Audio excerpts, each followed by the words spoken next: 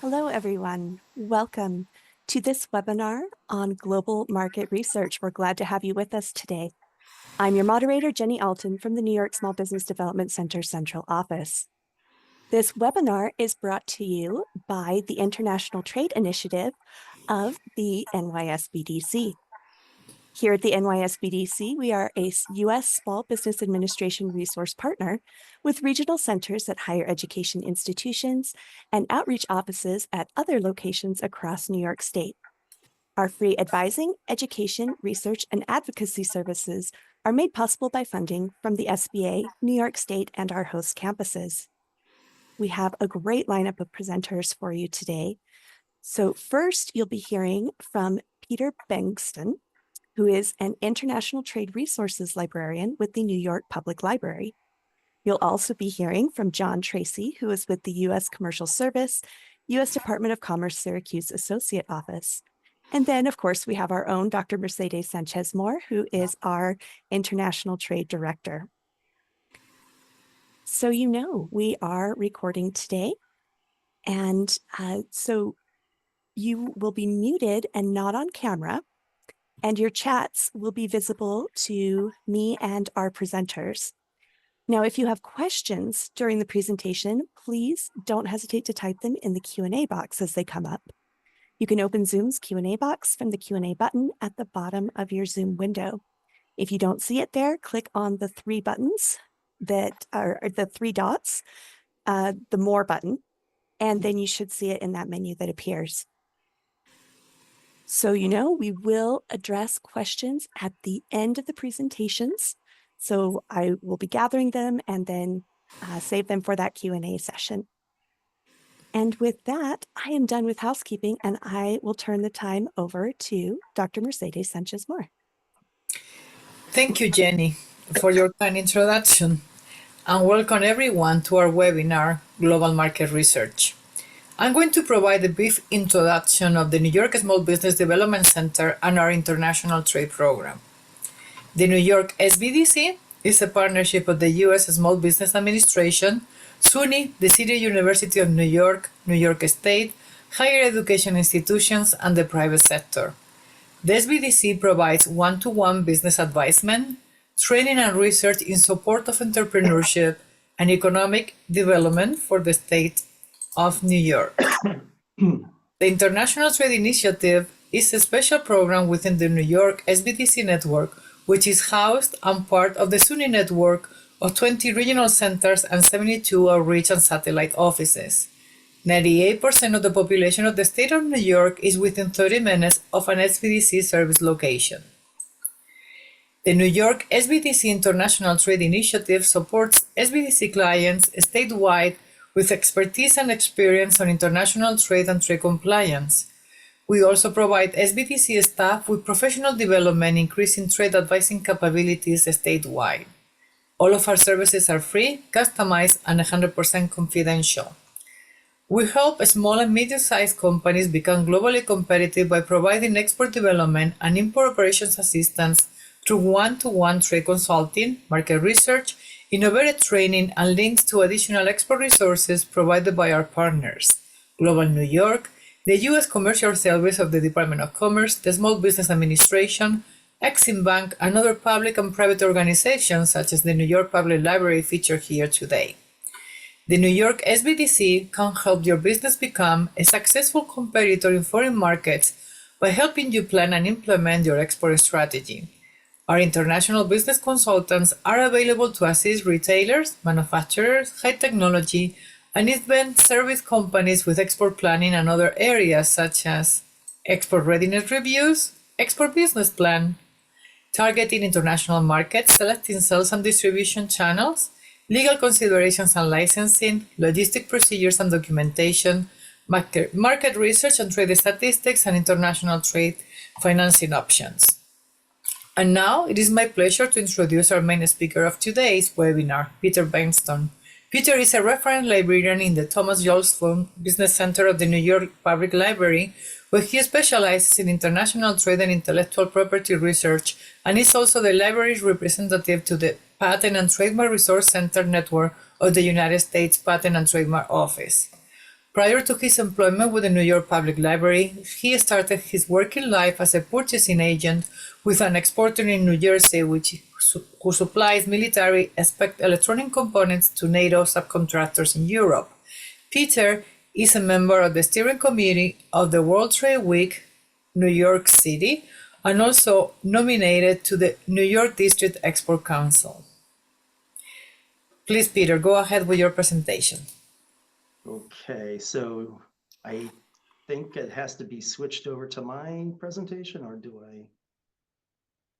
Yes, go ahead and share. Oh, okay.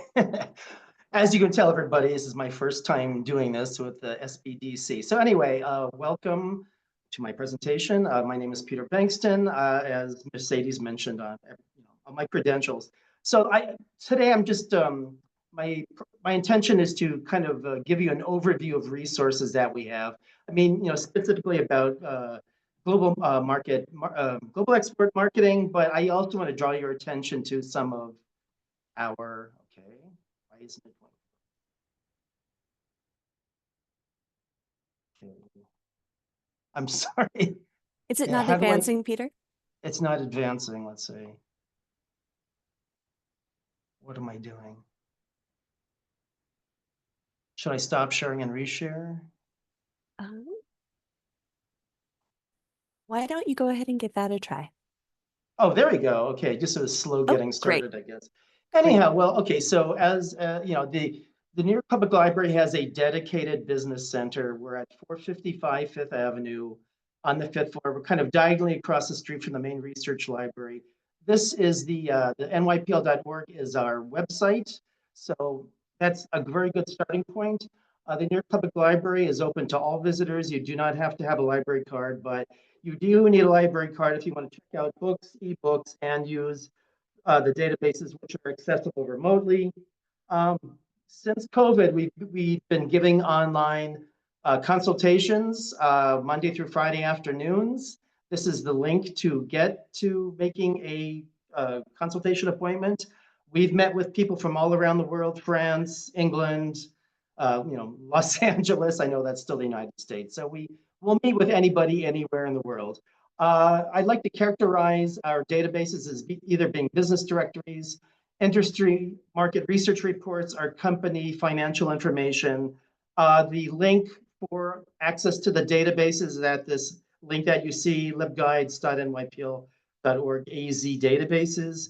Most of our business databases you have to use on site in the business center, but a small subsection are available with your public library card and PIN. I don't know if I remember saying that is if you live anywhere in New York State or a student or an employee anywhere in New York State, you qualify for a New York Public Library card. So anyway, this is the homepage of the Thomas Yoslov Business Center. And if you scroll down a little bit, you'll come to the link where you can book a consultation with a librarian. And then we also have a regular daily calendar of events dealing with either financial or small business topics. These are some of the, I would say, the relevant databases that I'm going to show you today. Reference Solutions is a very heavily used database. It's kind of a directory of US small to large businesses that you can modify by business activity, where they're located, so on and so forth. If it has an H next to it, that means it's a database that's available remotely at home or your home office with your New York Public Library card and PIN. Privco is a private company information and where you can find investors, angel uh, entries, mid-stage investors, S&P Capital IQ, public company financial information, also another place to find investors. Panjiva, probably a database that's of most interest to everybody. It's kind of a register of import shipments and consignee shippers, exporters to and from the United States, including other countries. We have access to IBIS World, which is very popular and has US and reports for selected countries. BMI, Country Risk and Industry Search, which is a Fitch company database. So you've heard of Fitch Rating Service. So this is their database of country and industry information. Emerging markets, a database you can get from home. I can also act as a company directory and market research or industry research database. We also have Statista, which is an index of statistical reports from private and public resources. Simply Analytics I threw in there because it focuses on the United States, but it's a great way of either mapping or charting U.S. demographic and consumer information. So anyway, this is the link once again to the databases. When you get to that point, if you just want to limit yourself to the business databases, because don't forget the New York Public Library covers all bases in terms of areas of research. So if you want to limit yourself just to the business databases, you can change that to business in the second drop-down menu. And then if you want to further limit to just available at home with your library card, you can do that. And then, but if you know the name of a database, you can type it in directly and it'll take you right to that database. The Reference Solutions is a database that has a little blue icon next to it, meaning you can access it at home with your library card and your PIN. So anyway, so Reference Solutions. I'm not going to dwell on each one of these databases. People use this primarily for creating lists of U.S. businesses for cold calling or whatever reason. So as I say, it's very small businesses, florists, dry cleaners, up to corporations, General Motors, Intel. They're all in this database. So if you want to run a search by type of business and where they're located, you would click on the Advanced tab. You could then search for something like food manufacturers and then limit to a metro area of New York City. Peter, we lost your Yes. screen share. What's that? Oh, wait, never mind. We've got it. Am I back on? I'm sorry. No. You're good. You're good. It Okay. was something on my end. You're Okay, good. fine. Please Yeah, continue. just let me know. I don't, I'm trying to. You're doing great. Thank you. So, Sorry about that. also another feature of Reference Solutions is, once you get a listing of businesses, I did this. This is people had an interest about biotech companies in the San Francisco Bay Area. So you can create a heat map so you can visualize where businesses are located. I don't know if that's of use to many people, but I think that's a nice feature of this database. Privco, the next database. This is a database that specializes in private financials on private companies, because as you know, maybe that private companies are not required to divulge their financials, unlike publicly traded stock companies. However, Privco has their means of collecting information, but the most interesting feature about Privco is that you can find investors, private equity, venture capital, by specialty such as biotechnology, and then you could further limit by geography of the companies where they're located. So if you need to find investors, depending on the stage, Privco is a great database. So this is the database you have to use in the library. We also have S&P Capital IQ, once again, primarily used for financial information on stock traded companies, but they too have an interface for finding buyers or investors. Once again, you can limit it by biotechnology or whatever industry of interest you have, and then where they're located, Boston, New York, and then you can create here. So this is what this is. I'm showing the Boston area. So companies in the Boston area, not necessarily investors in the Boston area. And then I chose incubation, seed startup, early venture. And then lo and behold, I get a list of companies that are interested in early stage biotechnology companies in the Boston area. So once again, another great database if you need to find investors, family offices, whatever type of investment organization exists out there, you'll find a listing of it in S&P Capital IQ. This is probably something I probably should have left out. So you can then get a listing of companies that are receiving venture capital, private equity funding, but I'll zip past that. So let's move on to Panjiva. Okay, Panjiva, once again, this is a database that, I'll give you for instance, the Peter Tierney, who is the director of the U.S. Export Assistance Center in Harlem, contacts me regularly because he has customers that are looking for customers in foreign countries. And he actually had somebody that was a manufacturer of semiconductors, and they wanted to find who in Mexico was importing semiconductors. So I ran a search of the word semiconductor. I limited to Mexico. And well, currently I just redid the search this morning. As during the past, you also limit the date range. So I have it from February 4th, 2023 to January 30th, 2025. So far, there's been 1,111 importers of semiconductors during the past 2 years. This is the beginning of the list. You see Siemens.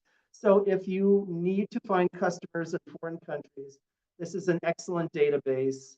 I've had people, journalists in France, contact me to find out if pharmaceutical or soap companies in France are buying their palm oil from responsibly sourced sources in Indonesia. So this database can answer lots of sources of supply type questions, or if you're trying to find customers for your products abroad. Okay, IBIS World. Most people, this IBIS World has been around since the early 1970s. They're a well-respected source of industry sector information. Up until recently, we just had it for the United States and global and China, but they recently added other countries, Canada, Germany. You can see DEES, España, Spain, France. What I want to say about Panjiva is that if there's any report you want to have run, we can run the report for you, like such as buyers of semiconductors in Mexico, and we can email it back to you directly. And then likewise, if there's any IBIS report that you would like, you could make a virtual consultation, like I mentioned at the beginning of this presentation, and then we'll send it to you as an attachment, a PDF version as an attachment in an email. So anyway, I just, for instance, I clicked on the Canada, and these are the main industry sectors. You can also, of course, do a keyword search. So if you search semiconductor in the search box, which is in the upper right, you get matches like semiconductor and circuit manufacturing in the US, global semiconductor and electric parts manufacturing. So there's quite a few countries that are covered. This is just kind of a screenshot from the global semiconductor and electronic parts manufacturing. So of course, IBIS World not only gives you financials or revenue on the current state of the industry, they will provide forecasting through the next few years. So you can see there's forecasting through 2028. A lot of people use these reports to write their business plans when they're seeking financing from banks or whatever source. We also have BMI, country risk and industry research. This has gone through a number of name changes since we got it, but this is the parent company of this database is Fitch, as I mentioned. So the Fitch rating service, so well-respected company. So their claim to fame is that all the reports are updated quarterly. Most countries of the world are covered. So you could get the latest country risk report for Brazil by searching for Brazil and then choosing country risk in the drop-down menu. These reports tend to be 70, 80 pages in length. They can be downloaded to a flash drive and then taken home with you. Or we could also probably, if you make a virtual consultation, we can send these to you as an attachment in an email. So this is so as I say, this is first quarter 2025. Similarly, this is they also, in each report supplies a SWOT analysis for the country risk reports and industry sector reports. So people like these SWOT analyses for each quarter. And then likewise, they have 24 industry sector reports. So in the instance of the slide, medical devices in South Korea, you get, similarly, it's like 70, 80 pages in length generally. And so they're giving the key view of the revenues, of course, with forecasting through 2028. And of course, the SWOT analysis of that industry. So I've seen medical device reports for Egypt, for Russia, you name it, most countries of the world have each one of those 24 industry sectors covered, and they're updated quarterly. Next, we have emerging markets, internet securities. This is a database you can get from home if you have a New York Public Library card and you know your PIN. So you can look for, now this is not really a browsable database, unlike IBISWorld and Fitch, which are kind of browsable by industry sector. This one you have to kind of just wing it and do a keyword search. So I searched for packaged food and I limited to Malaysia. So these are my results.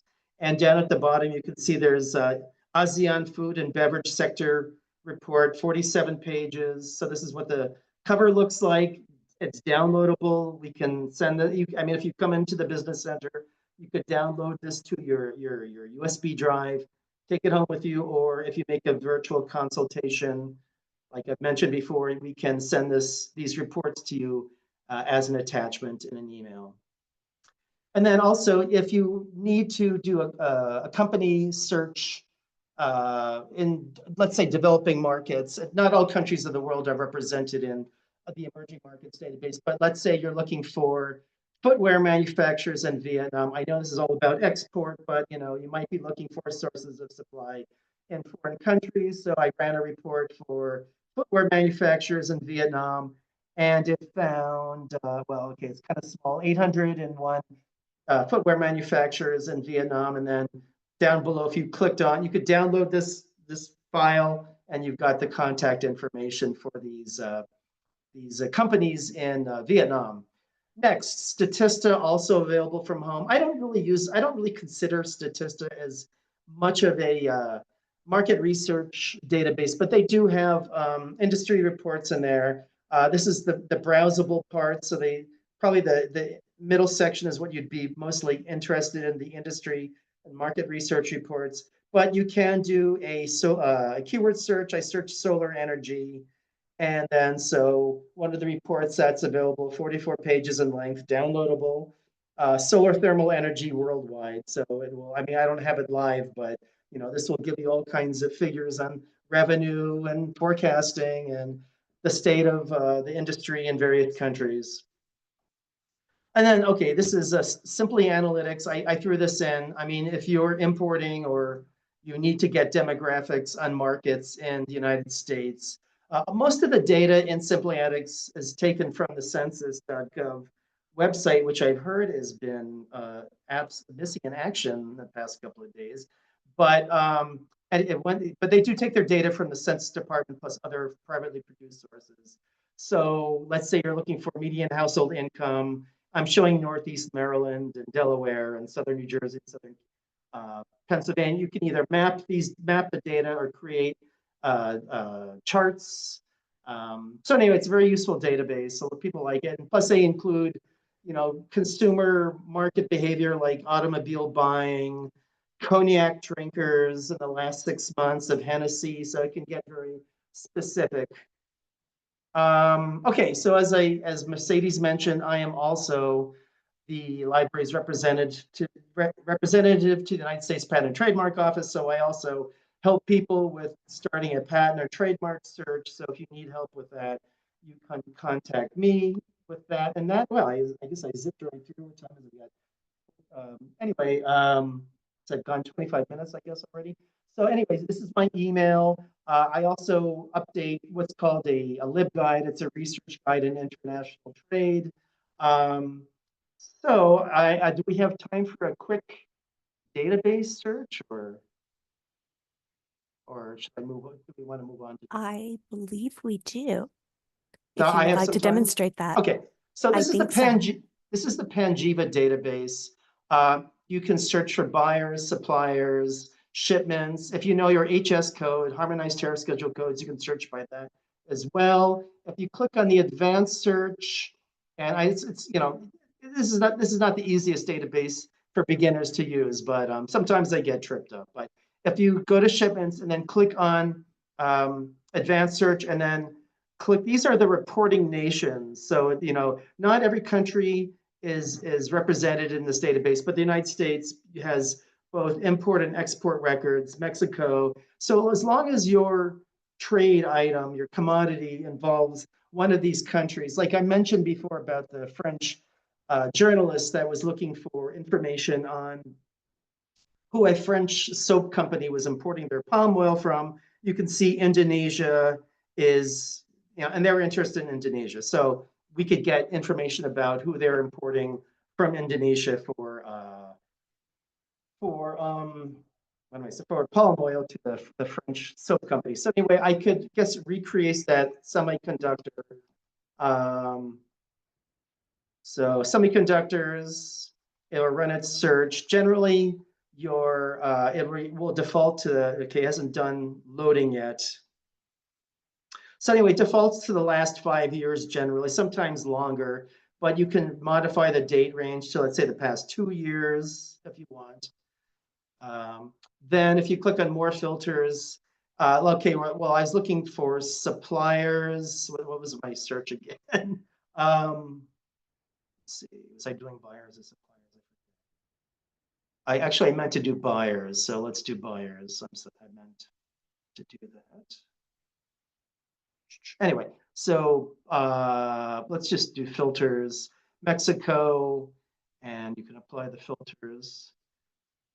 And so this would be, okay, I did a supplier search. Let's pretend we did a buyer search. Let me just try this once again. Let me start over. I meant to do buyers, I'm sorry.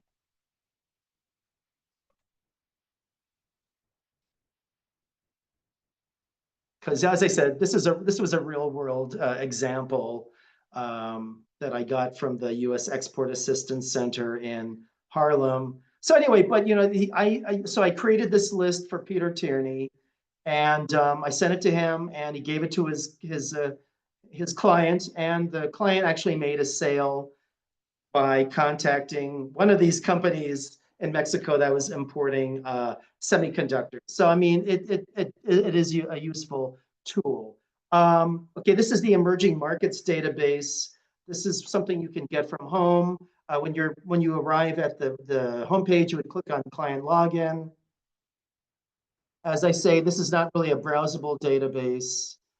You have to do a keyword search, and I'm hoping it's going to load. Please load. We've been having some speed issues. Oh, here we go. Okay. Okay. So, I mean, you could do things, you could do like just apparel. Oh, come on. P-A-R-E. And it's not apparel, it's apparel. All right, so you could run your search for apparel, click on the reports column because you're interested. So anyway, you've got South Africa apparel, Brazil, Russia, Singapore, China. So I mean, it really has reports from around the world in this database. So I'm not going to dwell too long on emerging markets. I think you get the picture about that. This is the IBIS World database. This will be the last database I'll show you. So, I mean, as I say, most people that walk into the library, I mean, just today, there's a report in here on orthodontists in the US, which I sent to somebody as an attachment. These are the latest reports. But if you click on industries, then it will open up the different countries. So they have reports for Turkey, Switzerland, Slovakia, Norway, Iceland, Hungary. So let's see, just click on Canada. And then these are the major industry sectors. But if you view all sectors, then, okay, please open. It's being slow. Okay, here we go. So these are all the sector reports. Okay. Please. Well, anyway, I'm sorry. I don't know. This worked. Oh, here we go. Okay. So anyway, so you've got like mining, utilities, manufacturing, transportation, retail trade. So let's say you're interested in auto parts stores, just click on that title. And then these are updated at least okay, this is from April 2024. I mean, I've seen newer reports. This probably will be updated this upcoming April. But anyway, it'll give you revenue figures, breakdown as to, which type of, auto parts are being sold on the retail market, the major players in Canada, Once again, their strength, weaknesses, opportunity, threats. They'll give you forecasting. They'll talk about the revenue situation. So anyway, you see forecasting through 2028. So anyway, if you're interested in any of these reports, they can make one of those virtual online virtual reference consultations with us, and we'll be happy to send it as an attachment to you. So I am done presenting. I'm going to hit stop share. And thank you for your attention, everybody. Thank you so much, Peter. That was a very interesting presentation, and you can expect my call. I'm gonna, because we have a pilot on helping food companies in Canada and also the Caribbean and UK. So I will have a conversation with you. Of course. Putting the IBIS world. Also, I have many clients that could utilize Panjiva as well. So I truly appreciate that. Now I'm going to introduce the next main presenter, because I might say that I'm delighted to have once again my friend John Tracy. As Jenny mentioned, John is a senior international trade specialist at the U.S. Commercial Service Syracuse Associate Office of the U.S. Department of Commerce, whose primary mission is to help U.S. companies increase their international business, and with the creation of Salad USA to render assistance to foreign direct investment initiatives. Prior to coming to Commerce, John worked for an international logistic freight forwarding and custom brokerage company in Rochester, for a Hong Kong-based steamship line in New York, and managed international logistics for a chemical manufacturing company in New Jersey. A native of Utica, New York, John earned a bachelor's in economics from Clarkson University and a master's in international transportation management from the New York Maritime College.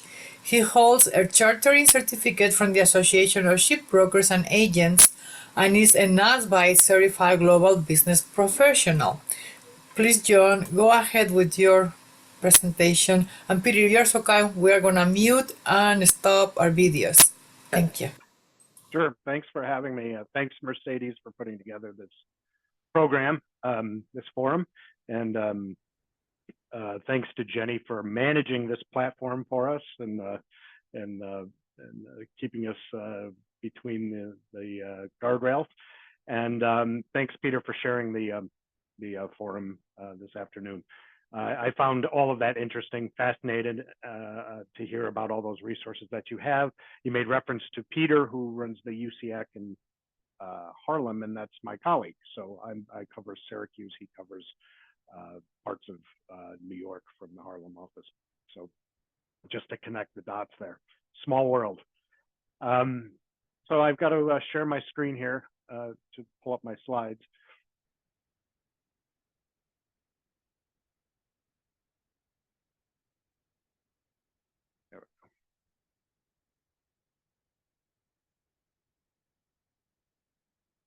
Yeah, that didn't work. Bear with me. We're able to see your slides, John. Oh, you can. We can. I can't see them.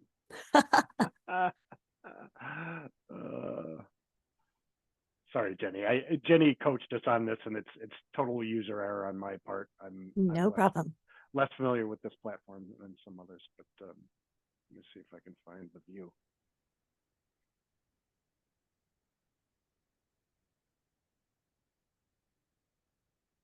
Are you guys still seeing it?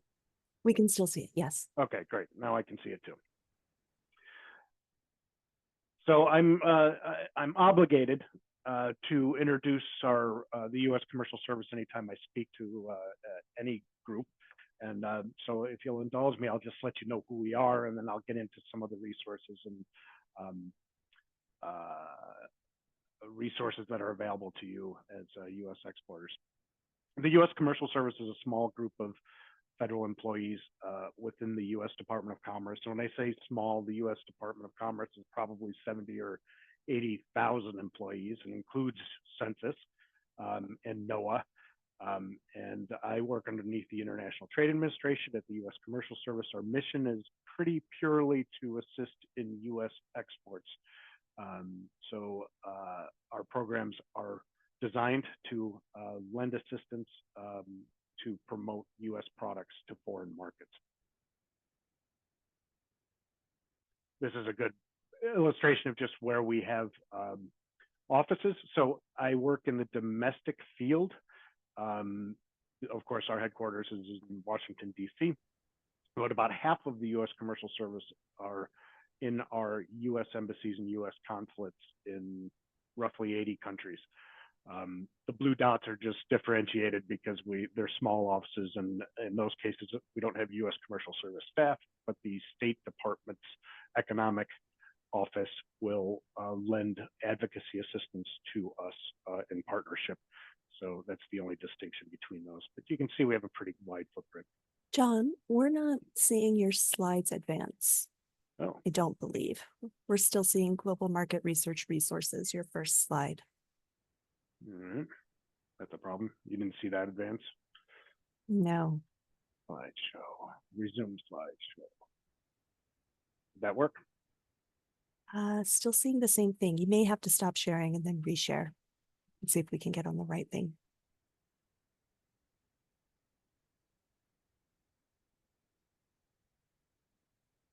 Is it advancing? I'm still not seeing it advance. I'm sorry. Screen sharing has stopped.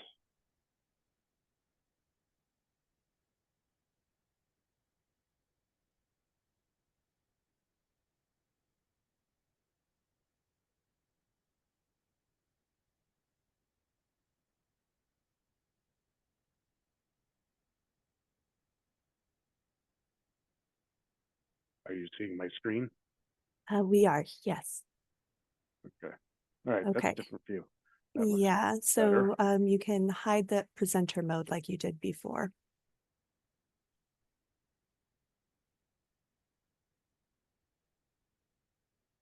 I think if you right click. Maybe not.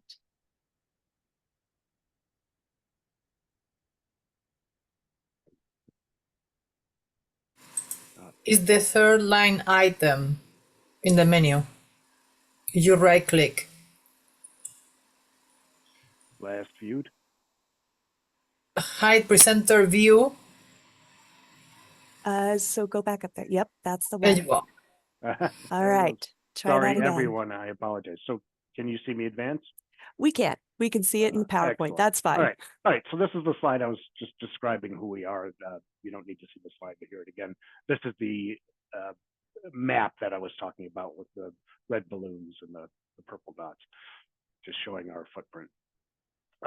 Here's a list of many of our programs and resources, the types of things that we help exporting companies or companies that should be exporting with. And it's everything from, trade counseling is a very broad category. A lot of these are broad categories, but you'll also see in here market intelligence, which we're talking about today, assistance and research about things that may interest you in identifying new markets. So we have a number of programs that are not exactly market research, but they overlap. So the first one I'm going to point out is the country commercial guides, and I will come back to these, but they're basically reports about for each country, and they're formatted the same for each country. So there's a chapter on import documentation requirements. There's a chapter on best prospects for U.S. industry. Each one of the guides has the same format. So when you are looking for things like documentation details, it'll be in the same chapter for each one of these country commercial guides. The other important feature of the country commercial guides is that they're co-authored by the State Department. So we at the Commercial Service work with the State Department at the embassies and consulates, and they're co-authors of these reports, which includes their assessment of safe travel, any travel advisories, that sort of thing that you need to know about are part of these reports, and they're updated regularly by the State Department.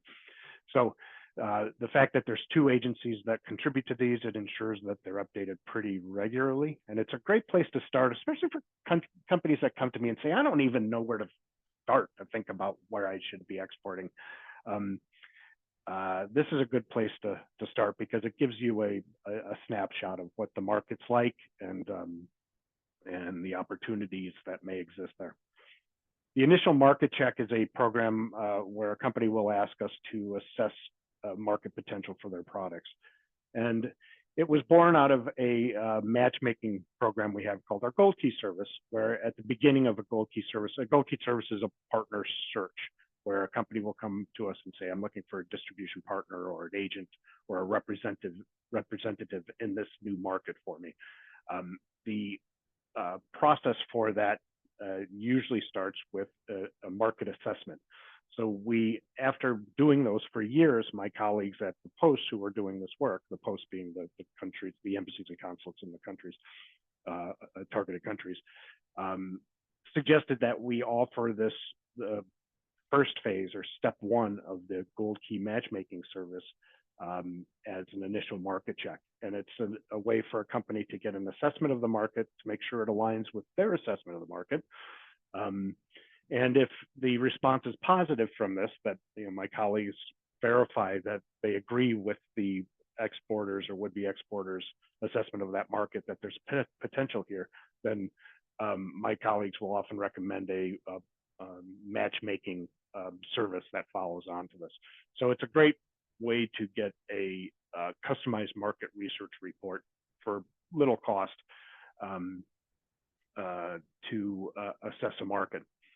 The international company profile is just a way for you to qualify a potential partner. So people come to us all the time asking for international company profiles, often after trade shows or inquiries through their websites, and they'll say things like, I got contacted by this company. They claim to be part of the supply chain in aerospace in the Brazilian market. They're saying all the right things. Their website looks pretty slick. But before we jump in with both feet into a business arrangement with them, can you verify that they are who they say they are? So my biggest customers for this are, and I use that example purposely, are aerospace and defense related companies. They want to make sure whoever they're doing business with is who they say they are, mainly or mostly because they are dealing with licensable products subject to export license controls. They want to make sure they know who they're talking to and who they're partnering with. So that's not to say that someone that's selling anything that's not subject to license control may want to use this, and especially people that are exporting very high value products where one sale or shipment represents a large dollar value, they may want to employ us for this as well. And then trade data and analysis is what we're here to talk about, and I'm going to take a deeper dive into that, but we're a resource for that, and I'm going to hopefully explain to you, leave you with some guidance on what we can provide and how. The Gold Key service I mentioned, which is similar to our international partner search, and this isn't about market research necessarily, although it is. If you come to us and ask us to identify potential supply chain partners in a foreign market, this is what the tool we use. It's the international partner search, which using your search criteria, we will identify distributors or agents that fits your ideal, the description of your ideal candidate or partner in that market. We'll interview them, assess their level of interest in talking to you about a potential business relationship. We'll vet them, make sure that they don't have any skeletons in their closet. And any of the companies on the longer list that express an interest in talking to you that have been vetted and meet the search criteria will be presented to you as candidates or potential partners in that market. That's our international partner search. The Gold Key service is an extension of that, where we invite you to the market and then escort you on introductions to each of the companies that you've selected that you want to meet. So it's simply extending the international partner search to an actual in-person meeting business trip in the market. My colleagues across the world, despite the differences in cultures and languages, all say that the Gold Key service is the most effective program that we offer. And they say that's the case because it gets people sitting across the table from each other to talk about doing business together. So I highly recommend that. It does require travel on the part of the company, and that's probably the largest obstacle in this program, is convincing companies to spend the money and time to travel to those foreign markets to meet people in person. But it's very effective, as attested to by all of my colleagues around the planet. Sorry, just overspun. So firstly, we excuse me, we heard Peter talk about harmonized codes or Schedule B numbers. I think he said harmonized codes. And it's presumed that the audience is familiar with what those are, but it's for those that aren't, just quickly, they're 10-digit codes. They're 4 digits followed by a decimal, then 2 digits followed by a decimal, and then 4 more digits. What's harmonized is the first 6 digits. So the harmonizing is amongst those that are a party to the treaty, and I think it's like 150 countries around the world, 150 out of approximately 200 countries around the world subscribe to this harmonized code system. The last 4 digits, so the first 6 are what is intended to be harmonized. The last 4 digits are reserved for each country to apply their own tariff and duty applications to break down the classification even farther. So this is relevant because if you ask your buyer in the Philippines what the harmonized code is for your product to export it there, it may differ from what the harmonized code is for you to export it from the US. When you report it from the US, you're reporting the Schedule B number, which is a subset or abbreviated, abridged version of the harmonized code tariff. And the Schedule B numbers are specific to US exports. They should align at the first 6 digits should align, but definitely the last 4 are not going to align. And in some cases, the first 6 digits aren't going to align, only because each country reserves the right of interpretation on how they classify their products. So it's not a perfect system, but it at least is a good place to start. So there is a place, if you are not familiar with your harmonized code or Schedule B number, there's a place at Census to look it up. It's a very simple search engine. You type in plain English descriptions, and then it prompts you for further details as you advance down the tariff to get to the number that eventually you'll spit out a number that they recommend to use to match your product. There's also, you can't see it in this fine print, but there's also a email and a phone number you can call if you have questions about classifying your products. The help desk there is, even though it's a federal government help desk phone number, they are usually pretty prompt at picking up and pretty good at steering you in the right direction to get to the right Schedule B number. Your freight forwarders and customs brokers, if you're doing a lot of international business, you have one of those. They're probably the best place to go for classification questions. They're trained, U.S. customs brokers, by nature of their certification, are trained in classifying products. So they are I think, the best place to go to get to verify your harmonized codes and Schedule B number. And why is this important? It's important, of course, as I said, because you have to report it at the time of export, and your buyer in the foreign country is going to want it at the time of import. But anytime you look up trade data, it's either going to ask you for NAICS codes or more likely harmonized codes to extract the data. So this is how you determine that if you don't already know.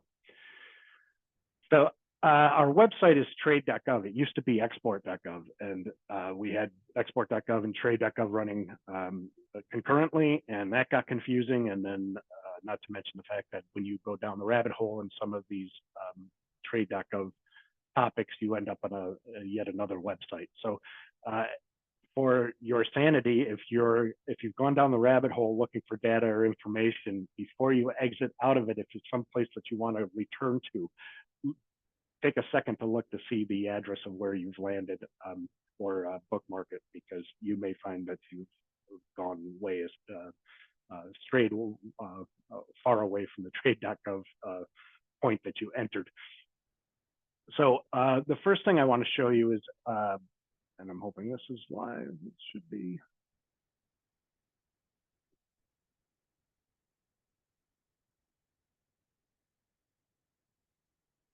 There we go.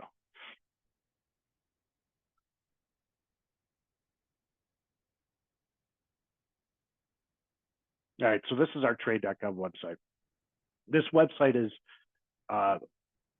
excellent. It's also awful. And what I mean by that is it's got so much content in it, it's really a beast to navigate. Again, why I gave you that suggestion that you pay attention to your address line if you're looking at something you want to get back to in the future. The positive is that a lot of times you can go down the rabbit hole of export solutions down here and end up at a place that you can also find by going down the Research Center tab. So it does kind of connect behind the scenes. So it's so I guess that's a good thing. Another good thing, of course, is what I said, is that it's got so much content and so much information that I'm impressed by it. So underneath the export solutions, you'll find a lot of things that are interesting to new to export people. Learn how to export. Underneath learn how to export, you're going to find videos on how to classify your products with, to get your Schedule B number and your or your HS numbers. You'll learn what typical documentation is expected on the import side in foreign countries, that sort of thing. Banking transactions and what to expect with letters of credit and how they align with your shipping documents, things like that. Incoterms, also the International Chamber of Commerce terms on trade. Those are your FOBs and cost and freight and Ex Works. Those terms are all defined, and there's videos and text that help explain those. Underneath here, I went here first because I want to show under e-commerce. We have e-commerce resources specific to e-commerce, videos, guides, digital strategy, gap analysis service, which is evaluating your website for its visibility, effectiveness, e-business service providers, and e-commerce frontline library, which will actually, I don't know where that. I've never clicked on this. I'm going to click on it right now live because this is exciting. Okay, this is just more like the how-tos, strategies, emails, market spotlights, and regulatory updates, which is very useful.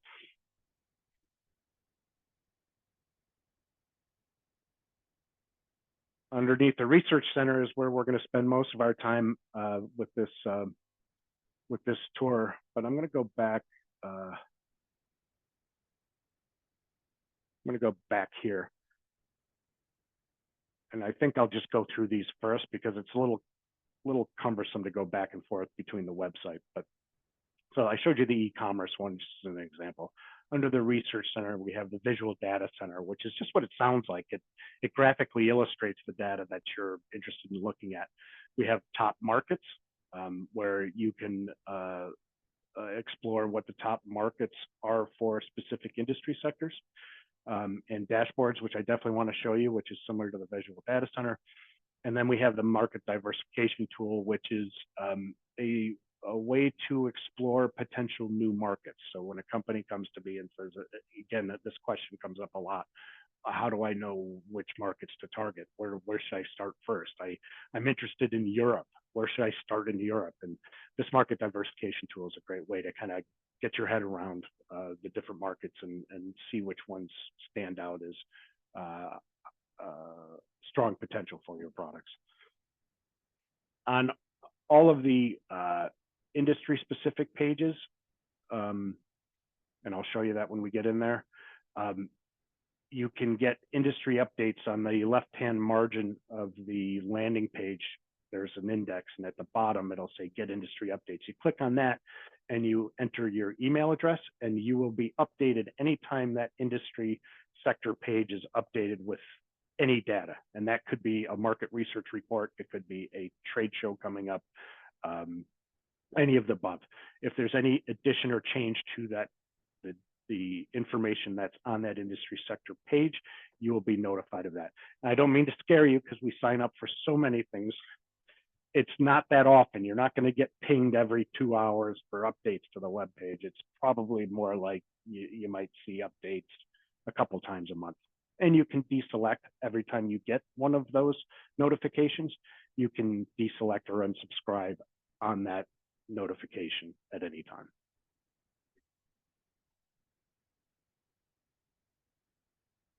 Country commercial guides I mentioned.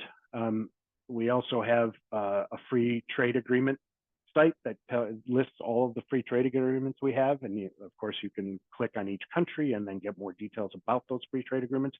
Just a comment about free trade agreements, it doesn't mean that everything's tariff free or free of tariffs. Free trade agreements usually mean that there's a lot of things that may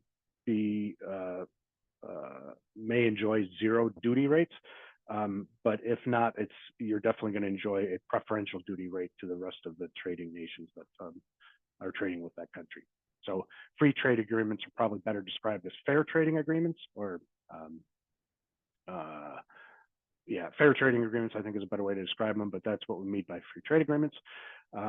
There's also a free trade agreements tariff tool where you can search for your country of targeted country and look up your tariff, look up your HS number to see if what the tariff rate or preferential duty treatment is for your products in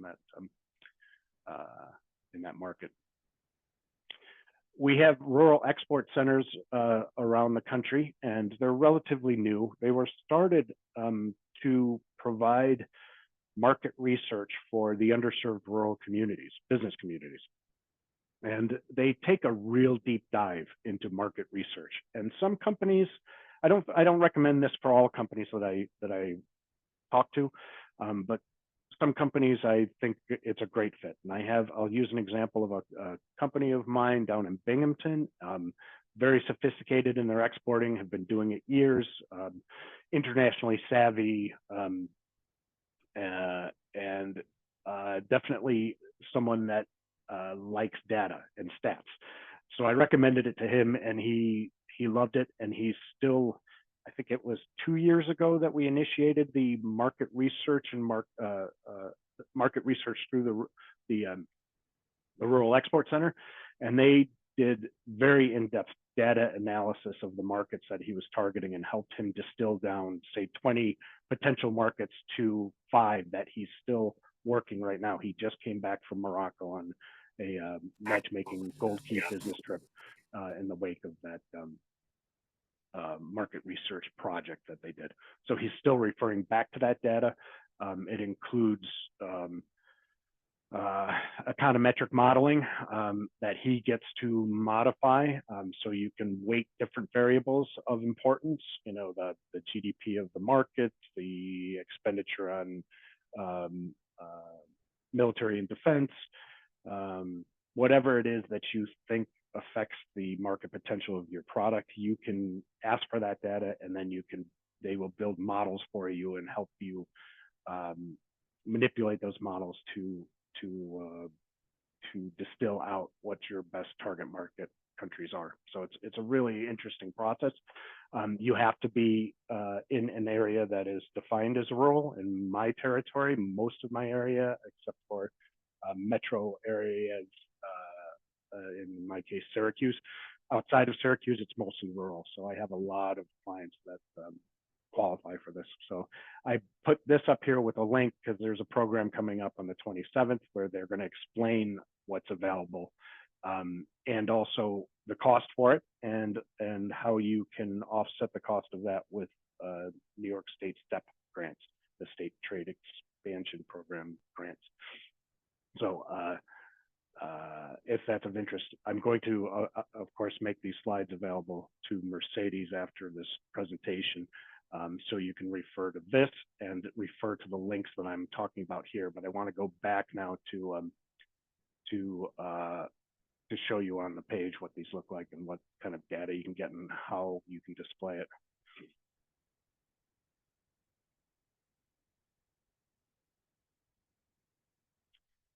So this is under Research Center tab. Again, trade.gov, Research Center overview gives you, of course, the overview, and it gives you links to get into a lot of this stuff.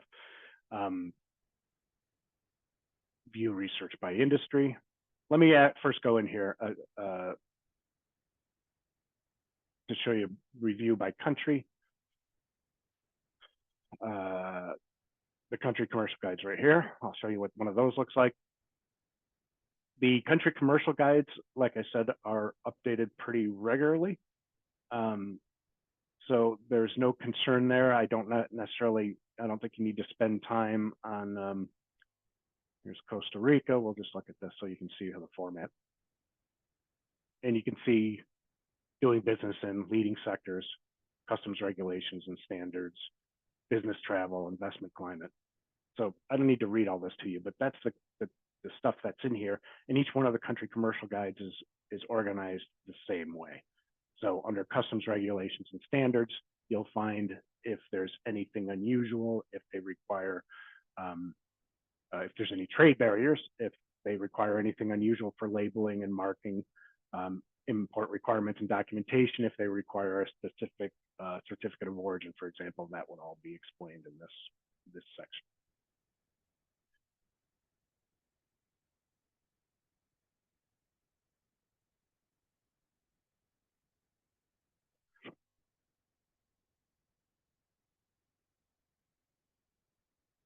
So I'm just going to go, this is a shortcut, research by country. That's how I got to the country commercial guides, research by industry. And bingo, you've got all these industry sectors, aerospace, design and construction, environmental technologies is one I'm familiar with because we have a lot of filtration, air filtration, and I double clicked.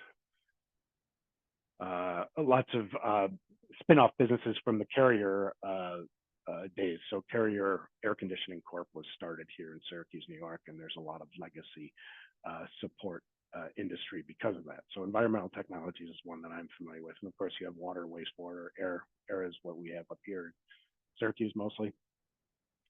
Featured events, these are events that are coming up that you might be interested in. How can we help you expand your markets with trade counseling and menu of our services. And here's market intelligence reports that are all added here. Anytime my colleagues at the U.S. embassies and consulates are not doing the work that we're asking for partner searches and vetting companies, they're doing market research in their respective industry sectors, and they're populating it to this library. And I just want to point out us here, get industry updates right here. This is what I mentioned before on the banner or the index here at the bottom, get industry updates. You click on that, and that's where you enter your email.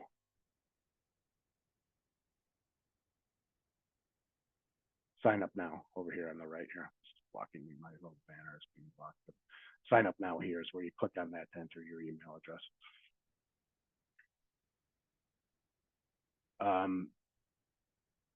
And of course, you can research by region. I don't have to show you that one. The Visual Data Center. Over here, explore visual data, select a topic. I'm going to select environmental technologies just to be consistent. Here on the left is environmental technologies. And you can open up, well, here's the top export market rankings. This is what you get from that library.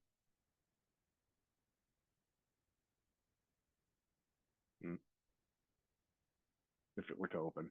All right, we'll go to the dashboard first then.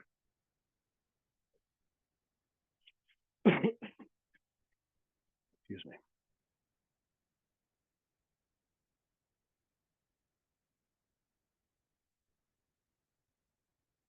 I want to show you the market diversification tool right after this, and then we'll wrap up. But I just wanted to show you what this dashboard looks like. First of all, here's an explanation of the manual of the dashboard.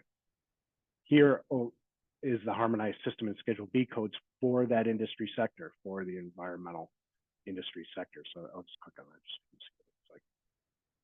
These are the typical HS codes for that industry sector with the plain English explanation or description added next to the number here. So this is a kind of shortcut. If you don't already know your harmonized system or Schedule B code, you can look at this section.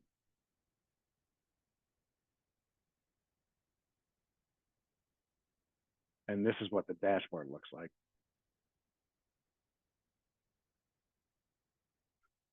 And this is interactive. You can play around with this map. You can pick sector, a subsector of environmental technology, a region.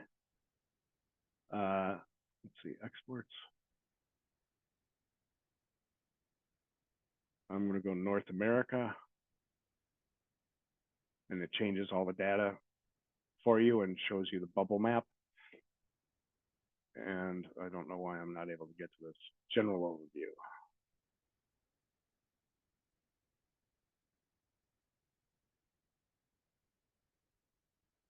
All right, well, I don't need to drag you through this, but I know that one of these allows you to choose the country, the specific country. Oh, here we go.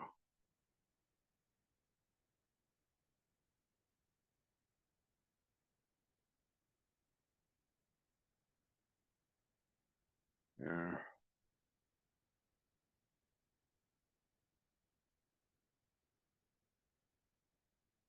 Well, it's a little slow to respond, and it's not letting me get to the country level, but you can distill this down to per country and look at either exports from the US to that country or imports to that country from other markets.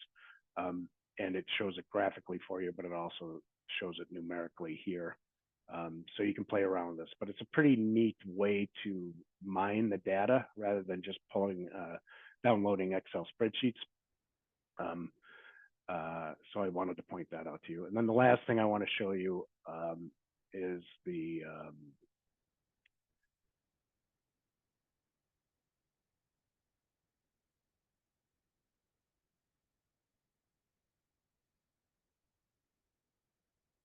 forgive me, is the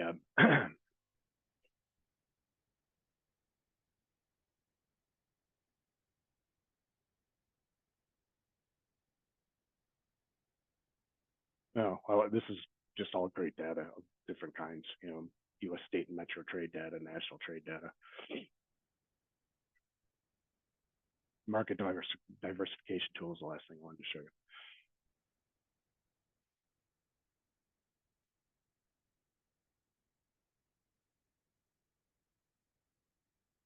So the way you use this is just to click on the box. So this is the instructions, of course, and it goes into a deeper dive, recommended next steps. This is just more explanation of how the tool works. But you start by just clicking on exporter type. I'm already exporting. What are my products? Where do you currently export to? And it just prompts you through this. And then the most interesting thing, again, we're talking about econometric modeling here. You can change the importance or weight the importance of the tariff on that product, whether or not they speak a common language with you, the distance from the production site, whether we have a free trade agreement with them. You can change the importance with these boxes here. So you're creating your own econometric model to determine what's important for you to help determine what markets are best for you. It's a really fascinating tool, and it's really interesting to use. And anybody that wants to get deep into the weeds with this, I'd be happy to look at it with them, just as I am happy to look at any of this. So anytime I talk to companies, I don't usually get it deep into the weeds with all of our market research tools, but that's the topic of this forum. So we are. When I do talk to groups, usually I'm talking about in general all of our programs and resources, and I have a limited time to touch everything. So I'm going to give a very broad overview of everything. And when I get to trade data, trade statistics, market research, I always leave with the message that don't try to remember all of this. I'm throwing so much at you, and it's really hard to navigate this for me, who does it all the time. But all you have to do is reach out to me, either email me or call me, or your trade specialist nearest you if you're not in my territory. If you don't know who that is, just reach out to me and I'll tell you who that is. And they'd be more than happy to help get you to the information that you're looking for much faster than if you're going in there blind or for the first time trying to navigate this giant website.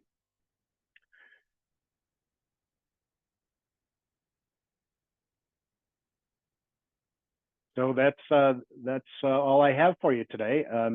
I'm sorry for the kind of clunky tour of the trade.gov website, but I just wanted to show you guys what's in there. It's really remarkable. If you're specifically, it's not, I mean, Peter clearly has access to a world of data and information. This is just the tip of the iceberg, but it is specific to trade promotion from the view of a US exporter or wannabe exporter. So I tried to just think of that, like what would I tell somebody who came to me that was totally blind, never did this before, where would I steer them? And then those that are more sophisticated that are in the audience are going to be calling Peter, not me, because he's got a lot of fascinating data and resources that intrigue me. So I appreciate I hope our information complements each other for the audience today. I believe we're the only public library that has Panjiva. So, that person I helped in Los Angeles, he was contacting libraries across the United States until he arrived at New York and found out we had Panjiva. So, I think we're unusual in that we have a lot of great resources for importers, exporters. I would say the New York Public Library is unusual in many ways, all good ways. And a standout, and the fact that you're receiving inquiries not just from California but from other countries is remarkable to me, but doesn't surprise me. It's a very expensive database, and by the way, the both presentations have provided such an incredible amount of information. So I know that the audience is gonna want to have your slides and a copy of this recording. Because it's very, very dense. Even for me, like I would love to have a guide of how to navigate trade.gov, John. And if you ever publish that, please forward it to me because it has a tremendous wealth of information. It's just a little bit cumbersome. And you need to know what you're looking for in order to take full advantage. Very cumbersome. I agree. And in preparing these slides for this presentation, I was laughing because I do use it, even though it may not sound like I have professional familiarity with our resources. I do use it all the time. It's just that I get to the information from a different entry point every time too, which is my complaint about it, So this was an interesting exercise for me to do, and I apologize if it was a little clunky, but like I said, don't remember the quality of the presentation, remember the content, and just reach out if you have questions and you're looking for data. And this is, I don't mean to speak for Peter, but he probably agrees with this sentiment. If you're looking for something, call us and we can tell you if we have it or if we can find it for you. Yeah, because everybody has everybody has a unique data need. So it's hard to generalize where you're going to find the data. It's like, you have to tell us what you need and then we think about where it is in our resources. So yeah, as I say, these virtual consultations that we do several every day, and so we send reports as attachments from so many of the databases. So feel free to make a virtual consultation appointment. Yes, and I wanted to let you know, both of you, that whenever I have clients that are requesting information, I refer them to your resources as well. But I provide information as to what they should be seeking, what they should be looking for. And especially, For companies, if they are importing, it will be on the Panjivan side, but for exporters, they don't understand, the wealth that the country commercial guys have and how they can search for regulations or for any important information when they are gonna export. So we could partner, and then we can solve issues by just partnering with all of us together. I think it makes things easier for our customers, certainly. So thank you very much for your presentations. Of course. Yes. And so I want to invite everybody. We have a little bit of time here. If you would like to ask a question with from our experts and get an answer, go ahead and drop that. We're monitoring both the question and answer box and then also the chat. We do have a few questions already. So, Peter, this question I believe is for you. We have someone who's interested in Privco, I believe you called it. Yes. And so to get information from that database, then they would just need to make an appointment with you. Is that correct? Yeah, I mean, every database has its own regulations, let's say. I mean, Privco, yes, we can supply the information as that, but you're limited to like the number of downloads per month. So every user, Privco is unusual in that everybody that uses it has to create their own profile, their own username and password, because you're limited to like 240 downloads per calendar month. So I can't really send a lot of data because I would run out of my credits. So, I mean, is this person in the New York area? I don't know. I mean, if they're not in New York, we can see what we can do. I mean, I don't know how broad your audience is. Is it all of New York State that's watching us? I don't know. We do have people around the state. Yeah. Yes. So yeah, we can, yeah, I make an appointment and we'll see what we can do. But yeah, Privco, it's unusual in that it's easier if the person comes and uses it in person at the library, but never say never. We can see what we can do. So. Okay, let's see. I'll see if I can find out. This person is in the city.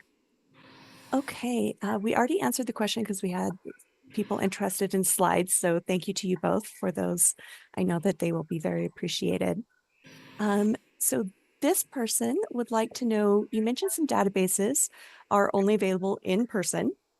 And this specific person is in Albany and is interested in market research for alcoholic beverage products. Are there specific databases for that industry that this person could access from home? Okay, well, they're talking about and for export markets, I assume. I mean, because I mean, we have, unfortunately, I mean, we have more for the domestic market. So, I mean, we have a database called Mintel, which is all kinds of consumer market data for the United States. As I say, I mean, the emerging markets database, you might want to try that for alcoholic beverages if it's for a foreign market. They do. I mean, I find that there's a lot of good consumer product reports and emerging markets. And as I showed you, the packaged foods in Southeast Asia is typical. I'm certain that they would have some alcoholic beverage reports for some country outside the United States. Possibly also, I believe the IBIS World Reports would cover that as well for foreign markets now. And so the previous attendee that you were wondering if they were in New York City, they are. So perhaps they can stop by. If you can come into the business center and use Privco, I think that would be best, actually. Fantastic. All right. Our next question then, and by the way, there are several great presentations, thank yous. So just wanted to pass those along to you, to both of you. So where are best resources or research available on selling professional services overseas, specifically from New York City?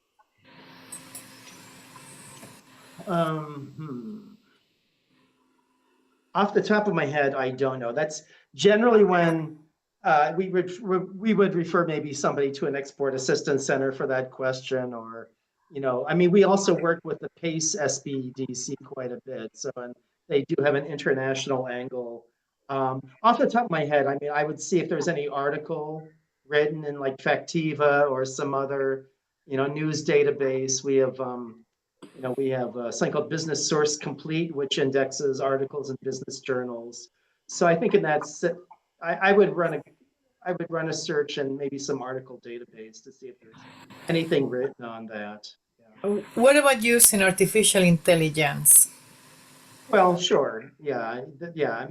Just to I, see, I, okay, I've got to what start using. countries, are, might be using this type of service, or where are the market for?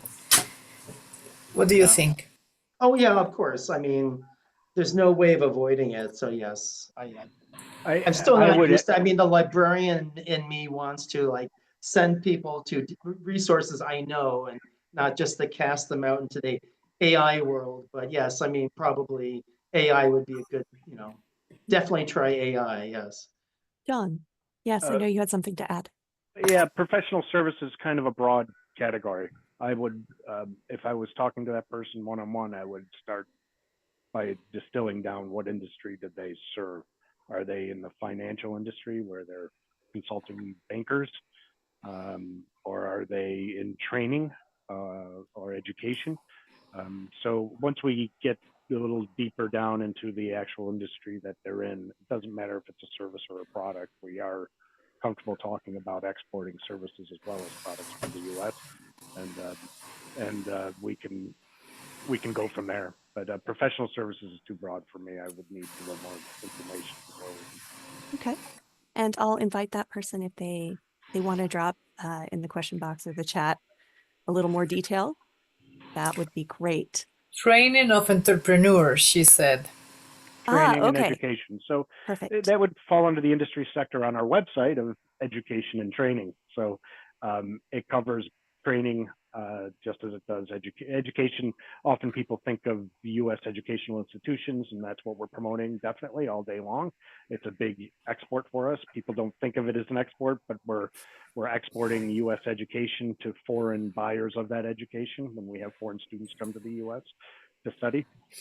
But training services is a big part of that industry sector as well, and we have a lot of information. They might start right there on our website underneath that industry sector and look for market research reports, and that might help frame their questions better, which then frames the direction or helps you pick a direction on where you want to proceed. Fantastic. Yes. And this person said, thank you. So great advice, John. Thank you. All right. So I know you've talked a lot today about a broad range of topics. Are there any tips that the two of you, Peter and John, would like to share just kind of as we sum up what we've done today in helping small business owners enter this arena of global market search or research? Are there things that people can have in mind as they go to dive into this world? It's funny because I mean, we usually get sent by the counselors to do their homework at the library. So I mean, I don't really see what happens with people. I mean, people say they need such and such industry, but I don't really counsel people. So I mean, it's hard for me to say. I guess just make sure you do your homework, and you know, uh, find the reports with the data you need. Don't go blind. But I'm sure John has some further tips. Yeah, I guess I'm just thinking about someone I've been talking to recently who's the leader of her company. It's a small little company, but she's the leader of the company and second generation, and they've sold internationally all over the world, and a lot of it's been passive exporting, where the buyers have found them and we're seeking their technology. But they want to be a little bit more proactive. And we've been having this ongoing conversation for a few months now. Like, how does she narrow her search? And I I shoot it back to her, which frustrates her. I'm like, well, I don't know. What markets do you think you have the strongest potential in? And why? And then I challenge that with more questions. And it's an ongoing dialogue. I guess my point is that just start the conversation. You can start it with Peter. You can start it with a colleague. You can start it with another industry around you, or your business contacts where they do business, and just get the conversation started. Then you'll start raising questions that you want answers to, and then that'll help steer where you start looking for data to support your decisions. I think a lot of companies I talk to, especially the small to medium-sized ones that are busy otherwise, they're usually very busy doing other things. They usually just get frustrated with trying to answer the question, what market should I pursue next? And then they get frustrated because they're not sure how to qualify the next target, and they just shelve it, and they get distracted by other responsibilities that they have. And that question, they don't have to get too hung up on that one. And the other thing that I like to suggest to companies is, if they're doing business, if they're interested in doing business in Europe, for example, and maybe Germany or Switzerland or one of those countries is of interest to them. It might be because they have a side interest in skiing and want to have an excuse to do a business trip out there. Whatever the reason, if you pick a target country like Germany, why not, while you're there or while you're looking at Germany, look at the neighboring German-speaking countries? So, maybe I can find a German distributor that can serve Switzerland and Austria for me. Same thing with Scandinavia. They're not the same country. There's different cultures, but there's some similarities in Scandinavia. So maybe you target Scandinavia and you reach out to Oslo, and maybe that person in Oslo has connections or reach into the adjacent markets in Scandinavia. So you're killing multiple birds with one stone. So I don't know if I'm answering the question. I'm kind of going off on a tangent, but it's, don't get stuck on the first question. Dive in and then let the follow-on questions guide you in which directions you go, and that'll determine what data you seek to support your decisions. Mercedes, please. Yes, I was just going to suggest, I just had a conversation actually with one of the companies that is an attendee today, is looking also for information that is related to their industry. This person that was asking about alcoholic beverages, the tourist industry, the cruise sector, anyone that is on a vacation, they tend to drink more often, than when we are working.